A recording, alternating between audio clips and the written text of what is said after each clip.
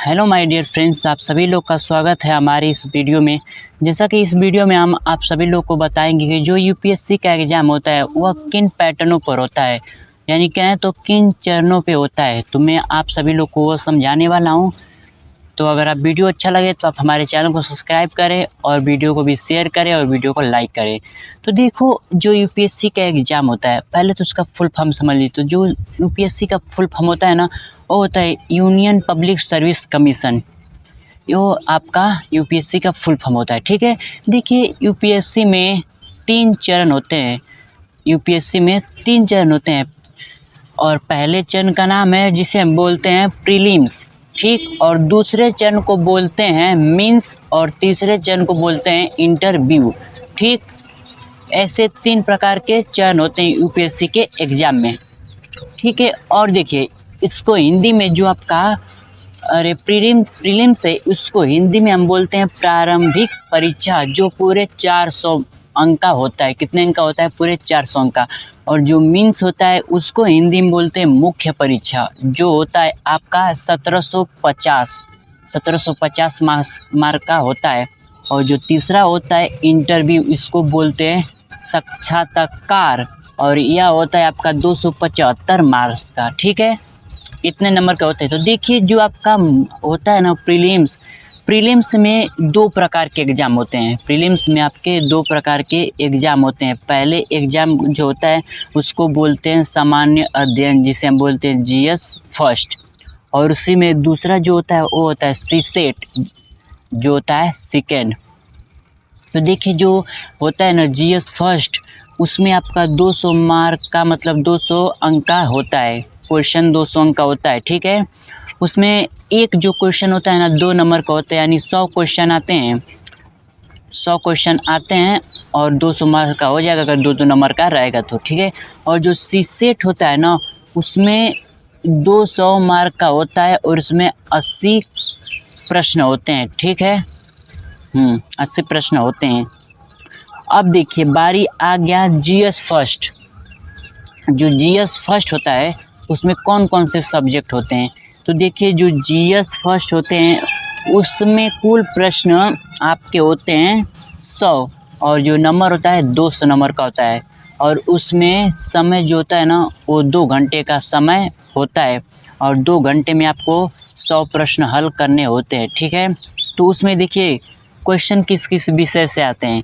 तो देखिए, आपके विषय का जो नाम है ना, वो हो जाएगा भारतीय राज्य व्यवस्था तथा संविधान से आता है।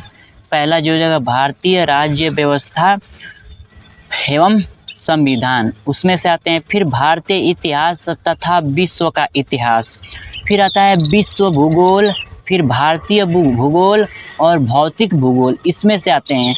और आता है भारतीय अर्थव्यवस्था, फिर पर्यावरण एवं परिस्थितियाँ, यानी पर्यावरण की परिस्थितियाँ, उसमें से आता है। फिर विज्ञान एवं प्रौद्योगिकी से आता है। फिर राष्ट्रीय एवं अंतर्राष्ट्रीय संस्थाएं, और फिर आते हैं आपका जो न्यूज़पेपर होता है, यानी ताज़ा खबरें, ठीक। इतना आपका आता है जीएस फर्स्ट। इसमें से आपका क्वेश्चन आता है। अगर इतना को आपने तैयार कर लिया ना, तो आप मान लीजिए कि जीएस फर्स्ट को आपने कंप्लीट कर लिया। अब जो होता है ना आपका जो सीसेट होता है, यानी सेकेंड वाला, तो जो सीसेट का फुल फॉर्म होता है ना, वो होता है सिविल सर्विस एप्टीट्यूड टेस्ट, वो होता है सीसेट का फुल फॉर्म। तो देखिए, इसमें प्रश्न पूरे आपके आते हैं 80, और जो पूर्णांक होता है वो होता है 200 का, और समय इसमें भी 2 घंटे। और इसमें कौन कौन से सब्जेक्ट से क्वेश्चन आते हैं? तो पहले देखिए, आधारभूत गणना, यानी गणित के कुछ बेसिक से सवाल आते हैं। और तात्विक अभियोगिता एवं विश्लेषण, मतलब आपका तात्विक, आपका दिमाग कैसा है, आप जैसे किसी भी सवाल को कैसे जवाब दे रहे हैं, होता है ना, उसमें से आता है। और आता है सामान्य मानसिक योग्यता, मतलब आपके दिमाग का सामान्य मानसिक योग्यता कैसा है, उसमें से क्वेश्चन आते हैं। फिर आता है समकों की व्यवस्था एवं पर्याप्तता, तालिकों, ग्राफ एवं रेखा चित्र, यानी तालिकों में कुछ बनना होता है, और रेखा चित्र आता है, और पाई चार्ट आदि, यानी चार्ट पे कुछ बनाने का आता है, ठीक है। और एक आता है बोधक, यानी कंप्रेहेंशन, यानी कंप्रेहेंशन मतलब जो आपने आपका सब्जेक्ट होगा यानी जो बुक होगी उसमें जो कम्प्रिहेंशन दिए रहते हैं उसमें से आता है, ठीक है।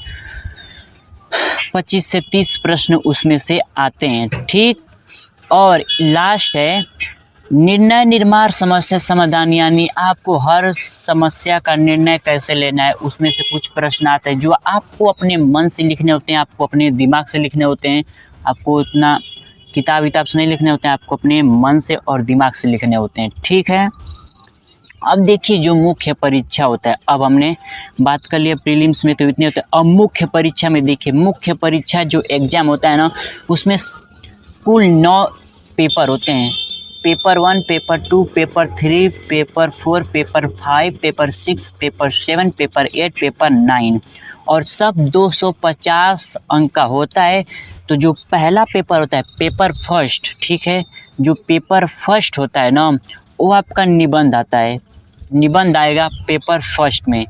और पेपर सेकेंड जो होगा ना वो जीएस फर्स्ट में आएगा, जीएस फर्स्ट से आएगा, ठीक है। और जो थर्ड होगा वो जीएस सेकेंड से आएगा और जो थर्ड होगा जीएस थर्ड से आएगा और जो जीएस 4 होगा वो जीएस फोर्थ से आएगा और जो जीएस 5 होगा वो जीएस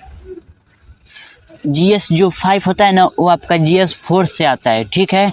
और देखिए जो जीएस 6 होता है ना वो आपका हो जाएगा ऑप्शनल सब्जेक्ट फर्स्ट, आपने जो ऑप्शनल सब्जेक्ट लिए होंगे पहला वाला उसमें से आएगा। और जो पेपर आपका 7वां होगा वो आपका ऑप्शनल सब्जेक्ट जो होगा सेकंड उसमें से आएगा। और जो 8वां होगा वो आपका सब्जेक्ट इंग्लिश से आएगा और जो 9वां पेपर होगा वो आपके सब्जेक्ट हिंदी से आएगा, ठीक। उतना करने के बाद मुख्य परीक्षा के पेपर में देखिए रिटेन टेस्ट आपका टेस्ट होगा, ठीक, रिटेन टेस्ट होगा। और जो आपने 8वां पेपर दिया है ना इंग्लिश और हिंदी का, इसका जो नंबर 250 दोनों का होता है वो काउंट नहीं होता है। आपके मुख्य जो परीक्षा होता है एकदम जो सब में जोड़ के उसमें वो काउंट नहीं होता है। तो हम उसमें काउंट नहीं होता है। तो 250 यानी हो गए 600। आप पूरा मार्क कितना होता है 2350 होता है। तो 2350 में से आपने 600 घटा दिए तो आपका मार्क हो गया, जितना हो गया मार्क 1750 हो गया, 1750 हो गया। और अंतिम एकदम लास्ट जो चरण होता है इंटरव्यू। इंटरव्यू का पूरा अंक होता है 275। अगर आपने 275 सही से दे दिया तो 1750 और 275 को आपने जोड़ दिया तो आपका हो गया 20-25। कितना हो गया 20-25 यानी 2025 अंक और आपने यूपीएससी का एग्ज़ाम क्लियर कर लिया, ठीक। ऐसा पूरा चरण होता है। तो आई होप अगर आप लोग को ये वीडियो अच्छी लगी हो तो आप अपने दोस्तों में शेयर करिए और आप हमारे चैनल को सब्सक्राइब करिए और ऐसे जानकारी हम देते रहेंगे। और आप हमारे चैनल के माध्यम से क्लास 6 से लेकर 10 तक का जो 6 से लेकर 12 तक जो हिस्ट्री का एनसीईआरटी हिस्ट्री का ना उसका मतलब क्लास भी चलता है। और जो क्लास 10 का जो मैथ और केमिस्ट्री है उसका अगर कोई भी डाउट हो तो आप हमारे वीडियो पर कोई वीडियो पे कमेंट कर सकते हैं, उसके समाधान के लिए मैं वीडियो अपलोड करूँगा। तो मिलते हैं नेक्स्ट वीडियो में, तब तक के लिए बाय, थैंक यू।